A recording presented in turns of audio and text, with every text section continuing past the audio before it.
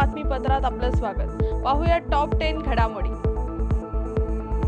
सैफ अली खानवर झालेल्या हल्ल्याप्रकरणी मुंबई पोलिसांना मोठे यश मिळाले असून मुख्य हल्लेखोराला पोलिसांनी ठाण्यातून आज पहाटे अटक केली आहे। आरोपीचे नाव मोहम्मद अलियान असून कासारवडवली येथे हिरानंदानी इस्टेटच्या मागे असलेल्या झुडपात तो लपून बसला होता।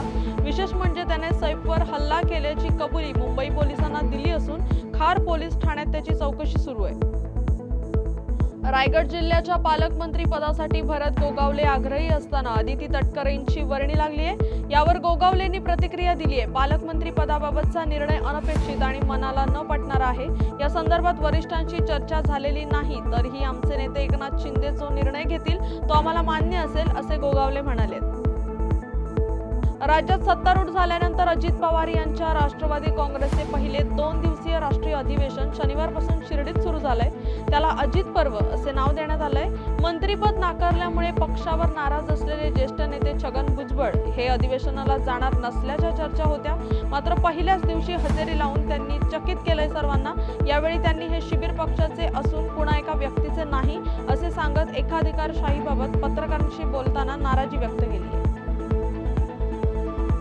पंतप्रधान नरेंद्र मोदींच्या हस्ते स्वामित्व योजनेचं ऑनलाईन पद्धतीने उद्घाटन करण्यात आलंय। नंदुरबारमध्ये आज कार्यक्रमाचं आयोजन करण्यात आलं होतं। कार्यक्रमाला केंद्रीय राज्यमंत्री रक्षा खडसे उपस्थित होत्या। योजनेमुळे ग्रामीण भागाच्या विकासाला चालना मिळणार असल्याची प्रतिक्रिया खडसेंनी दिली आहे।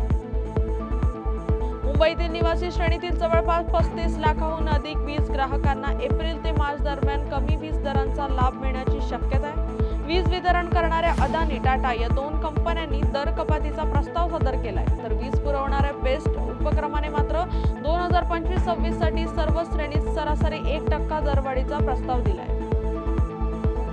भारतीय जनता पक्षाच्या राज्यातील मंत्र्यांची 2 दिवसांची बैठक राष्ट्रीय स्वयंसेवक संघ घेत असून तिला शनिवारपासून सुरुवात झाली आहे। बैठकीला मुख्यमंत्री देवेंद्र फडणवीस, प्रदेशाध्यक्ष आणि महसूल मंत्री चंद्रशेखर बावनकुळे, मंत्री पंकजा मुंडे, चंद्रकांत पाटील, आशिष शेलार, नितेश राणे आदी उपस्थित होते। अन्य मंत्र्यांसोबत आज रविवारी बैठक होणार आहे।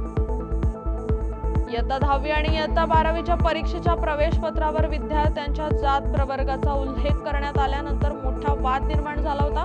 विद्यार्थ्यांच्या प्रवेश पत्रांवर अशा प्रकारचे जात प्रवर्गाचा उल्लेख कशामुळे करण्यात आला, यामागचा उद्देश काय असे विचारण्यात येत होते। या निर्णयावर प्रश्नचिन्ह उपस्थित झाल्यानंतर आता महाराष्ट्र राज्य माध्यमिक शिक्षण आणि उच्च माध्यमिक शिक्षण मंडळाने हा निर्णय मागे घेतलाय। महाकुंभ परिसरात भारतीय किसान युनियनच्या शेतकरी महाकुंभ राष्ट्रीय चिंतन शिबिरात शेतकरी नेते राकेश टिकैत यांनी 26 जानेवारी रोजी देशभरात ट्रॅक्टर परेड काढणार असल्याची माहिती दिली आहे। याशिवाय शंभू आणि खनौरी सीमेवर सुरू असलेले आंदोलन आणि शेतकऱ्यांच्या समस्यांबाबत उत्तर प्रदेशात शेतकरी आणि मजूर महापंचायत आयोजित करणार असल्याचंही त्यांनी सांगितलं। पुण्यात सुरू असलेल्या 8व्या आंतरराष्ट्रीय पेन महोत्सवात अनोखे आणि दुर्मिळ पेन्सचे प्रदर्शन पाहायला मिळतंय। रायटिंग वंडर्स आणि व्हीनस ट्रेडर्स यांच्या संयुक्त विद्यमाने 18 आणि 19 जानेवारी रोजी आयोजित करण्यात आलेल्या या महोत्सवातील सर्वात आकर्षक वस्तू म्हणजे पेलिकन कंपनीचे M1000 red in black infinity हे 3 लाख रुपयांचे फाउंटन पेन। जपानी कलाकारांनी रुशी आर्टचा वापर करून हे पेन तयार केले असून त्याचे नीब 18 कॅरेट सोन्याचे आहे। या एका पेनची निर्मिती करण्यासाठी 4 महिने लागले। राज्यात गेल्या काही दिवसांपासून तापमानात चढ उतार होत असून अंशतः ढगाळ वातावरण असल्याने नागरिकांना पहाटे गारठा आणि दुपारी तीव्र उन्हाचा चटका सहन करावा लागतोय। दरम्यान गेल्या 24 तासात मध्य महाराष्ट्र आणि विदर्भात 1-3 अंशांनी तापमान घसरले असून कोकण मराठवाड्यात सामान्य तापमानाच्या तुलनेत 1 ते 3 अंश अधिक तापमानाची नोंद होते। हवेत चांगलाच गारठा असून कोरडे थंड प्रवाह महाराष्ट्रात पसरले आहेत। या बातमीसह टॉप 10 मध्ये इथेच थांबूया। पाहत राहा न्यूज अनकट।